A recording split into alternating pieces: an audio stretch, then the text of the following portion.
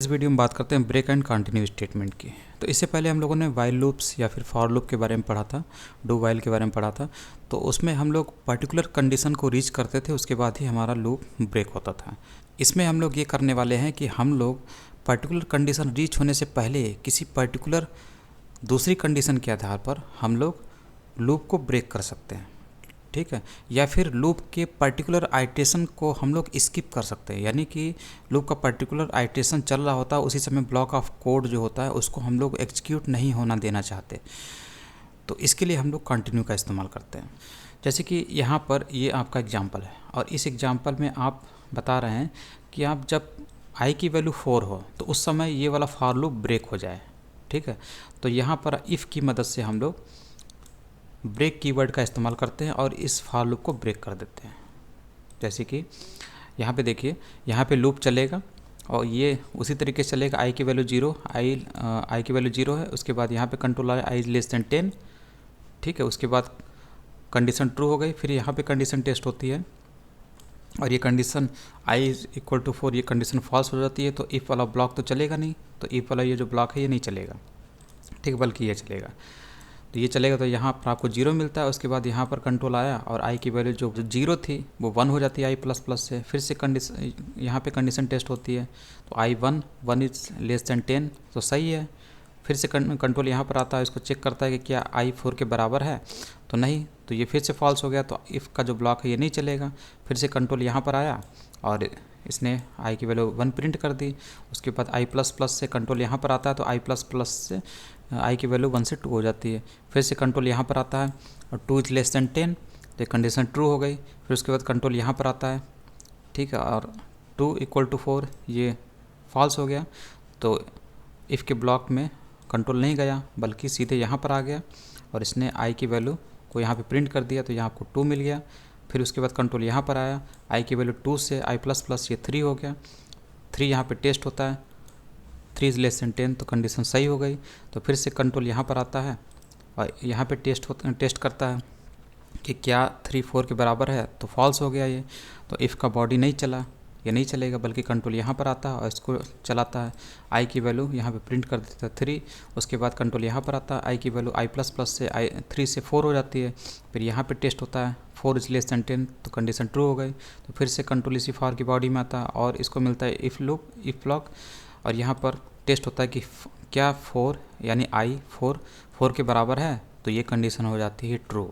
जैसे ही ट्रू होता है तो जो कंट्रोल है इस बॉडी के अंदर आता है और इस कोड को एग्जीक्यूट कर देता है।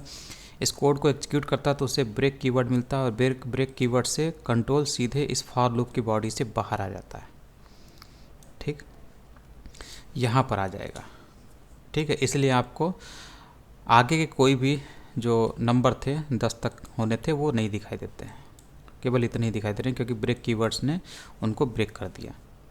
तो ये चीज़ होती है ब्रेक का इस्तेमाल। पर्टिकुलर कंडीशन पे आप इस फॉर लूप को ब्रेक करना चाहते थे, ठीक है, इसलिए आपने आई की वैल्यू 4 पे इस फॉर लूप को ब्रेक कर दिया। तो ये इस्तेमाल होता है, पर्टिकुलर कंडीशन पे आप फॉर लूप को ब्रेक कर सकते हैं ब्रेक कीवर्ड की मदद से, जब आप इसको इफ़ की मदद से इफ़ के ब्लॉक में ब्रेक कीवर्ड का इस्तेमाल करके यहाँ पे बीच में डाल देते हैं। और वहीं अगर आप इसे कंटिन्यू यहाँ पे कर देंगे तो कंटिन्यू से क्या होता है, कंटिन्यू का मतलब होता है कि आई की वैल्यू 4 पे ये आपने कंटिन्यू कर दिया तो कंट्रोल सीधे यहाँ से यहाँ पे जाएगा, ना कि इसको हल करने के बाद यहाँ पर आएगा, ठीक, क्योंकि कंटिन्यू का मतलब होता है पर्टिकुलर आइट्रेशन को स्किप कर दिया जाता है, ठीक है। तो इस लाइन को स्किप कर दिया जाएगा, इसको एग्जीक्यूट नहीं किया जाएगा, सीधे कंट्रोल यहाँ पर आया। तो आई की वैल्यू 4 पे आई की वैल्यू जो 4 है ये वाली आपको यहाँ नहीं दिखेगी, बल्कि आगे की सारी वैल्यू आपको दिखेंगी, क्योंकि कंट्रोल सीधे यहाँ से यहाँ पे चला गया, ना कि यहाँ पर आने के बाद यहाँ पर आया। यहाँ पर आया ही नहीं, यहाँ पर आता तब तो यहाँ पर आता ही, कंट्रोल यहीं से यहाँ पे शिफ्ट कर गया, यहाँ नहीं आया। यानी कि आपको आई की वैल्यू 4 जो है वो नहीं दिखाई देगी, बाकी सारी वैल्यू आपको दिखाई देंगी। 0 से 3 दिखाई देगी और उसके बाद आपको 5 से आगे की वैल्यू 9 तक की वैल्यू दिखाई देंगी, ठीक है। तो ये होता है कंटिन्यू का इस्तेमाल। तो देखिए 0 to 3 और 5 से 9 तक की वैल्यू, बीच में 4 नहीं दिखाई दी क्योंकि इस टर्म को स्किप कर दिया गया। कंटिन्यू का मतलब ही होता है कि हम पर्टिकुलर आइटेशन पर जो कोड पड़ा हुआ है उसको स्किप करना चाहते हैं। इसके बाद है कंटिन्यू। तो कंटिन्यू की एग्जांपल हम लोगों ने देखा, पर्टिकुलर आइटेशन को ब्रेक करने के लिए इसका इस्तेमाल किया था। ये फॉर लूप को ब्रेक नहीं करता बल्कि एक आइटेशन को ब्रेक करता है या पर्टिकुलर आइटेशन को ये स्किप करता है। ठीक है, ये इस तरीके से हम लोग इस्तेमाल करते हैं, इफ़ के अंदर इस्तेमाल करते हैं, इफ़ कंडीशन के ज़रिए इफ़ के ब्लॉक में कंटिन्यू कीवर्ड का इस्तेमाल करते हैं। ठीक है, तो इसमें तो कोई दिक्कत नहीं होनी चाहिए।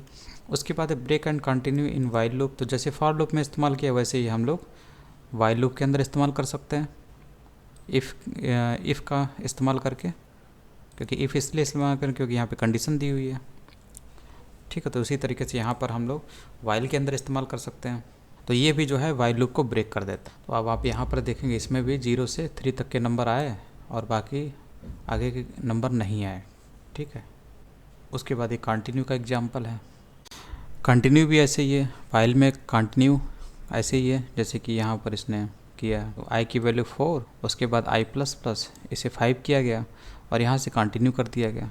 कंटिन्यू होने से क्या है, इसके बाद जितने भी कोड हैं जैसे ये है, इन दोनों को स्किप कर दिया जाएगा। ठीक है, कंट्रोल सीधे यहाँ पर आ जाएगा। ठीक है, तो यहाँ पर आई की वैल्यू कितनी थी, 4 थी और यहाँ से आई की वैल्यू 5 हो गई थी। यहाँ से टेस्ट हो जाएगा, कंटिन्यू होने से कंट्रोल यहाँ पर आएगा और यहाँ पर 5 लेस देन 10 टेस्ट करेगा।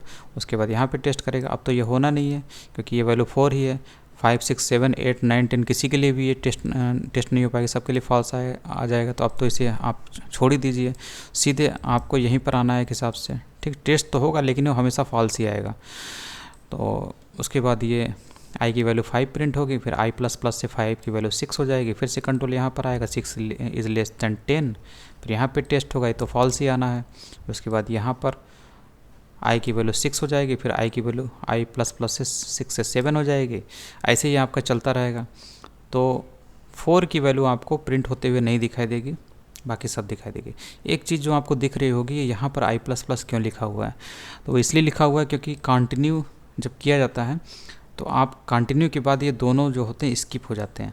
और अगर आपने यहाँ पर कंटिन्यू ये आई प्लस प्लस नहीं लिखा तो क्या होगा, इन दोनों को स्किप कर देगा और कंटिन्यू से सीधे कंट्रोल यहाँ पर आएगा। तो आई की वैल्यू 4 ही लेके फिर से वापस यहाँ पे चला जाएगा और फिर से ट्रू हो जाएगा और फिर से इसको कंटिन्यू मिलेगा, फिर से कंट्रोल यहाँ पर आएगा और फिर से ट्रू हो जाएगा, फिर से कंटिन्यू मिलेगा और फिर से टेस्ट होगा, फिर से आई की वैल्यू 4 ट्रू हो जाएगी और कंटिन्यू। यानी कि इसी के चक्कर में ये कोड जो है फंस जाएगा, मशीन फंस जाएगी। तो इसीलिए मशीन फंसे ना, इसलिए यहाँ पर आई प्लस प्लस कर दिया जाता ताकि आई की वैल्यू इंक्रीमेंट हो जाए, क्योंकि ये स्किप हो जाता है इस पर्टिकुलर आइट्रेशन में।